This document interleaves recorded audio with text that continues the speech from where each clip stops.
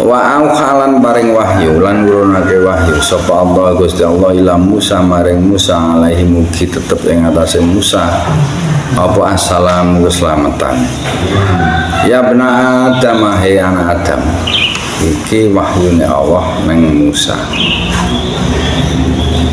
Anak Adam in radita lamun ridho sapa sira bima kelawan barang kosamtu kang andum sapa ingsun laka maring sira arahtu mongko bakal menakake ingsun Allah ya kal baka ing ati sira wa badanaka lan ing awak sira wa antalan utahe sira iku mahmudun den puji kula den alam wa ilam tadaran lamun ora ridho sapa sira kosam tu kelawan bima kelawan barang kosam tu kang wis andum sapa ingsun Allah laka maring sira ata'abtu mongko wis payah sapa ingsun mayahake dadi wasane afala ya mayahake utawa gawe payah sapa ingsun Allah kalbaka ing ati sira wa badanaka lan ing awak sira wasallatu lan nguasaake sapa ingsun Allah alaika ing atase sira dunya ing donya hatta tarkado sehingga lumayu sapa sira fiha ing dalem donya Rabdal wahsi kaya dene playune wong kang wedi fil bariyati ing dalem dhuwure bumi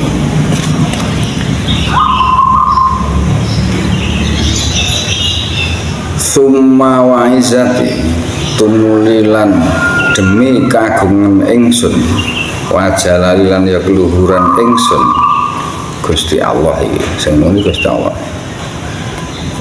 iku latanalu ora bakal den perkoleh fiha ing dalem Rabdul wahsi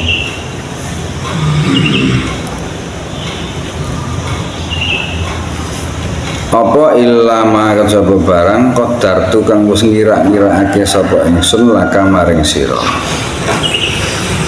sira sapa Ibnu Adam ya mau wa antalan utawi sira iku madmumun wong kang asor. Jadi suatu saat Allah itu menyampaikan wahyu kepada Musa alaihissalam, Nabi Musa alaihissalam, yang bunyinya wahai anak Adam, apabila engkau bisa menerima dengan apa yang telah aku bagikan padamu, maka aku akan mengistirahatkan atau mengenakkan, menyamankan hatimu dan badanmu. Dan kamu adalah menjadi orang yang sangat dipuji.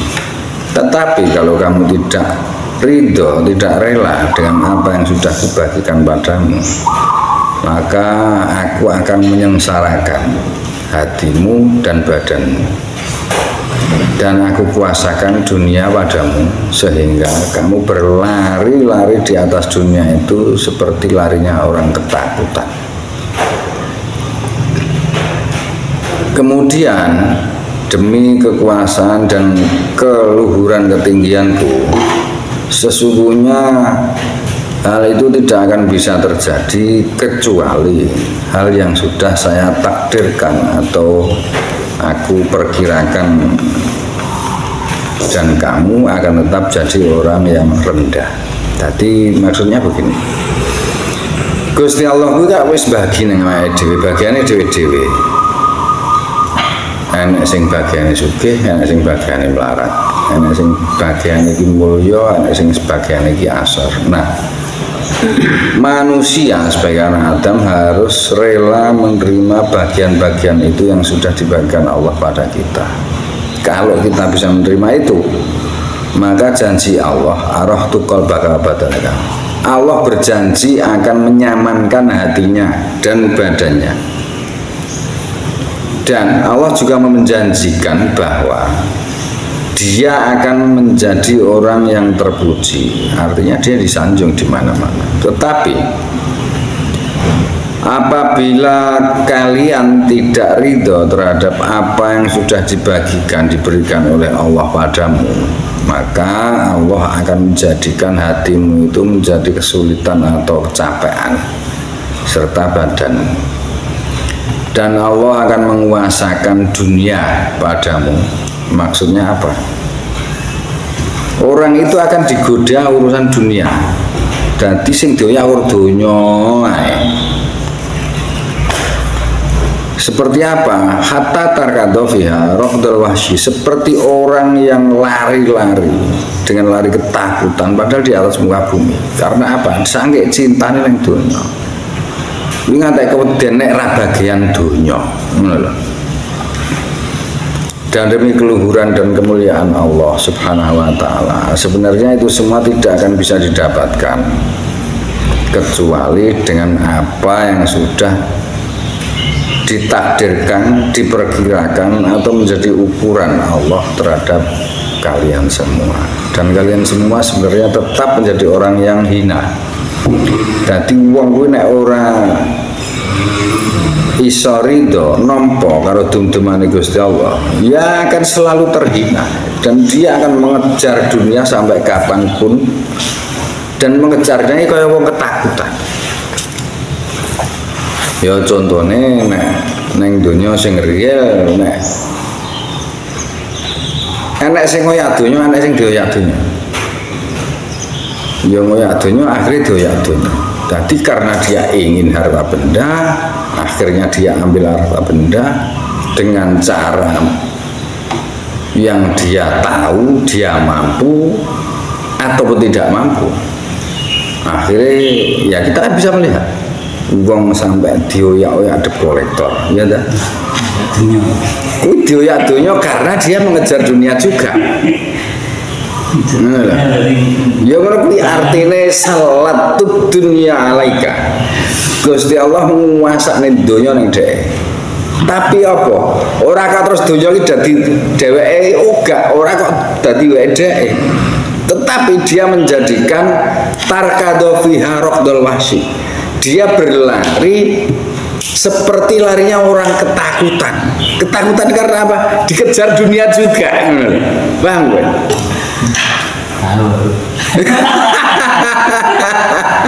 Ya ngono kuwi. Itu namanya raqdul wahsy. Ngono lho. Jadi raqada karaqdil wahsy. Dia itu lari, berlarian seperti larinya orang ketakutan. Padahal dia kan tetap di atas bumi. Dia dikejar oleh apa? Oleh dunia itu juga.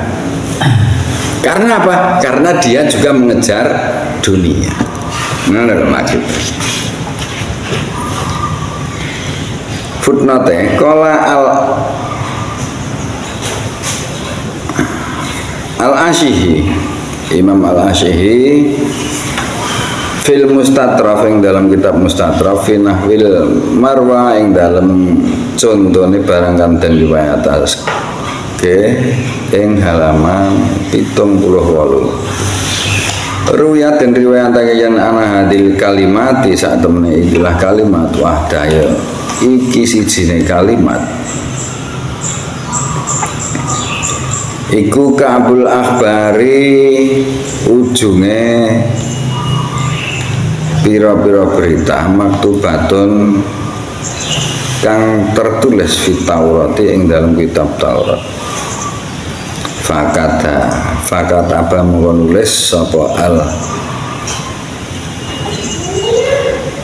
abshihi ing akhbar. Jadi cerita itu tadi sudah ada di dalam kitab Taurat. Kemudian Imam Al-Abshihi itu mencatat dan menulis kembali di dalam kitabnya. Nek awake dhewe buka kitab Taurat. Kalau saya kan memang suka. Jadi di Taurat itu juga jelas sejarah-sejarah para nabi itu jelas semua.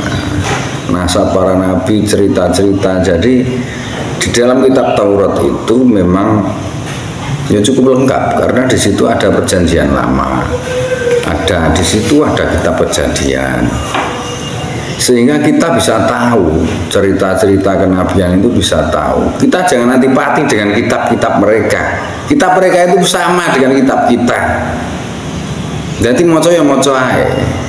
Sing repot kuwi nek maca Injil, jujur saja. Nek maca Injil ini malah aku guyu dhewe biasanya, karena bahasanya kan bahasa puitis, bahasa manusia. Beda dengan bahasa Taurat. Bahasa Taurat Perjanjian Lama itu masih mirip dengan ayat Allah, dengan firman. Tidak seperti bahasa Injil The Holy Bible, itu beda. Karena Injil The Holy Bible itu sudah bukan ayat Allah. Kan ada pengarangnya masing-masing itu. Pengarangnya kan beda-beda. Jadi bukan, kalau itu namanya bukan Injil, itu kanonik jenenge. Beda neh. Injil Barnabas. Nah, iya kuwi kanonik namanya. Itu bukan Bible. Beda. Jadi selain 4 Injil kanonik itu, Lukas, Matius, Barnabas, karo sapa ta? Yehuya. Nah, selain itu bukan Injil. Itu namanya kanon. Nek ngarep wong Kristen kanon itu namanya, kanonik. Jadi itu pedoman Injil. Kita Imam Syafi'i. Itu. Oga, kuwi padha karo Sahih. Nah, padha karo Sahih utawa Sunan. Sunan Nasa'i, Sunan Tirmidzi. Nah, Injil itu gak ngono. Injil itu beda. Injil itu The Holy Bible itu tulisan beberapa orang yang berbeda. Contohnya ada Injil nek ngisore tulisannya King James, berarti tulisannya Raja James. Jadi penyusunnya Raja James. Isinya akan berbeda dengan Injil lain, dengan merek berbeda. Misalkan tulisannya di bawahnya ada Saint John's, berarti tulisannya Saint John's. Santa John's. Jadi banyak berbeda. Kalau Taurat kan satu itu, Taurat adalah Taurat.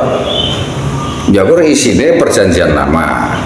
Taurat itu rata-rata kan Perjanjian Lama, atau nek bahasa sekarang jangan nyebut Torah. Kitab Torah. Nah, di dalam situ ada beberapa, ada kitab Kejadian, ada kitab Wahyu dan lain-lain, beda-beda.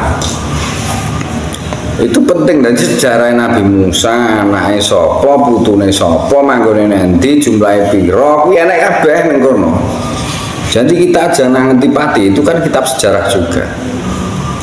Wong ayat Allah juga menyampaikan seperti itu, bahwa Al-Quran itu paling besar adalah tulisan tentang cerita atau sejarah, karena menyampaikan pesan itu paling mudah disampaikan dengan cerita. Sing paling weh dhewe ceritane sapa? Ceritane Musa karo Luqman, ya ora? Karo Ali Imran. Di situ. Karena apa? Dengan cerita seperti itu Allah itu memberi contoh kepada manusia biar mudah menyampaikan. Ben awake dhewe ora perlu mikir kali tiru-tiru kan. Mulane nek sregep maca sejarah, maca cerita, penake kuwi ade tinggal niru saja kebaikan-kebaikan mereka. Kita tidak perlu menyusun ulang. Nek masalah baru kita juga sudah tahu, karena apa? Itu dulu pernah terjadi yang sudah saya baca. Penake wong maca sejarah niku. Jadi kita akan tahu alur sejarah seperti apa. Karena sejarah itu pasti akan berulang-ulang. Mungkin di tempat dan waktu dengan nama orang yang berbeda. Nah, hanya seperti itu. Disampaikan itu orang